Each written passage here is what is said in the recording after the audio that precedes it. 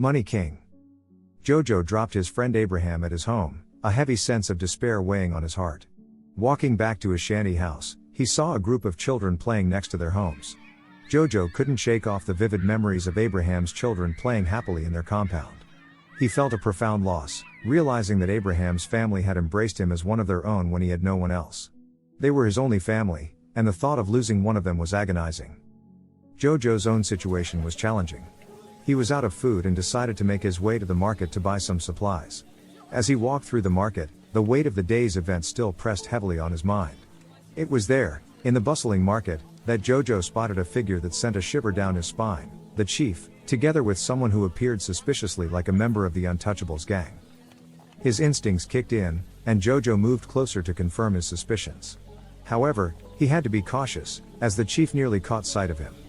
Camouflaging himself among the buyers and sellers, Jojo managed to go unnoticed. The chief and his mysterious companion had no idea they were being observed. Jojo decided to follow them at a distance. They led him past the city's dumping site and deeper into a nearby forest. The unfamiliarity of this place intrigued him, and he knew he had to investigate further. After a brief walk, he realized they were approaching what appeared to be a slum camp. The chief and his companion were subjected to a thorough search by security guards at the camp's entrance. Jojo was surprised by the level of security in such a dismal location, and he couldn't help but wonder what they were protecting within. He scrutinized the entrance from a safe distance, searching for a way to sneak in, but the presence of guard dogs forced him to consider an alternative route. Silently and cautiously, Jojo found a path into the territory, navigating the darkness to avoid detection. As he moved forward, his surroundings revealed some surprising sights: high-end luxury cars parked in this desolate place, which further piqued his curiosity. Approaching a shanty house, Jojo attempted to peep through the cracked edges, hoping to catch a glimpse of the occupants. While he struggled to eavesdrop on their conversation, he managed to identify the chief in the meeting, along with a familiar face, Phyllis, the thug who had purportedly kidnapped Abraham's child. Jojo's suspicions were confirmed as he witnessed Phyllis asserting his authority. The chief seemed to be in disagreement, and a tense confrontation unfolded. Phyllis's intentions became clear. He aimed to conquer and restructure the slums, ultimately expanding his influence throughout the city. His ambition knew no bounds. The chief raised concerns about his boss, questioning what this would mean for their existing power structure. Phyllis, with a gun in hand, revealed a chilling truth: he had already silenced his boss and displayed his lifeless body as proof. The shockwaves of this revelation rippled through the chief, Jojo, and anyone else who might have been watching. Phyllis gave the chief a stark choice: pledge allegiance or face the same fate as his boss. Fearing for his life, the chief reluctantly agreed to stand with Phyllis. The thug, however, demanded a blood covenant to solidify the chief's loyalty and brought out prisoners for a chilling ritual. The chief had to choose one of the prisoners. When he hesitated, Phyllis threatened him, prompting the chief to fire a shot. The bullet found its mark in the leg of one of the prisoners.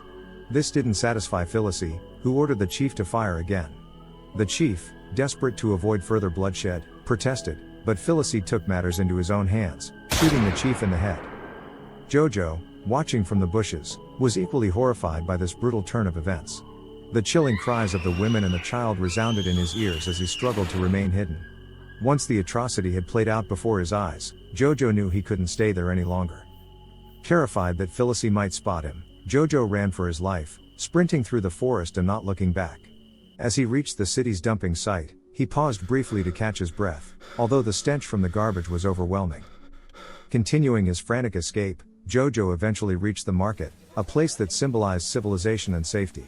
He hurriedly made his way to Abraham's house, thoughts racing about the shocking scene he had witnessed. Upon arrival, Jojo was surprised to find Abraham on the road. Abraham, with eyes still swollen from tears and weighed down by depression, looked like a mere shadow of himself. Jojo knew he couldn't burden Abraham with the horrific truth he had uncovered. Instead, he assured his friend that he had followed the chief to a location that could be the gang's den. Jojo and Abraham started planning for the rescue of Abraham's child, aware that they faced insurmountable odds. They were up against a small army and lacked weapons. Saving the child would require a miracle, and Jojo knew they owed it to Abraham's family for their kindness when he was homeless and injured. Despite the danger ahead, Jojo's resolve remained unshaken. He couldn't forget the image of Abraham's child among those prisoners. As he pondered the complexities of their mission, Jojo also carried the weight of his own past actions, like the punch he had thrown at Phyllis in prison. He had come to realize that Felicity was no one to underestimate. As Jojo began laying out plans for their mission to save Abraham's child, a sudden interruption came in the form of a phone call. Abraham's phone rang, and it was one of his colleagues from work, urgently requesting that Abraham come pick him up at the marketplace. Jojo was slightly taken aback by the idea of returning to the marketplace. The mere thought of encountering Felicity, who had become increasingly ruthless and power-hungry, sent shivers down his spine. Nonetheless, he decided to accompany Abraham to meet his colleagues, knowing that they might need all the help they could get. Upon arrival at the marketplace, they looked around for Abraham's colleague and made a call to help pinpoint his location. Abraham expressed his relief that his colleague had managed to join them, realizing that they needed more manpower to confront the gang that held his child. The colleague inquired about their plan to rescue the child, to which Abraham responded that they were still working on it. They were uncertain about how to effectively counter their heavily armed adversaries. The colleague then suggested creating a distraction to keep the gang occupied. As Jojo and Abraham pondered the logistics of such a distraction, a sudden and unwelcome interruption occurred.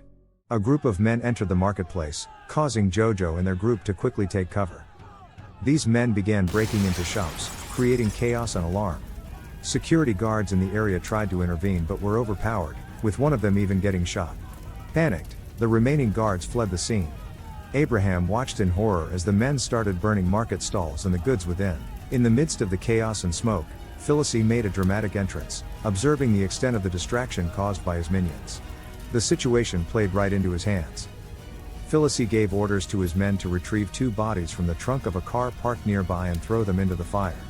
The 2 bodies were identified as the chief, whom Felicity had killed earlier, and the presumed previous gang boss.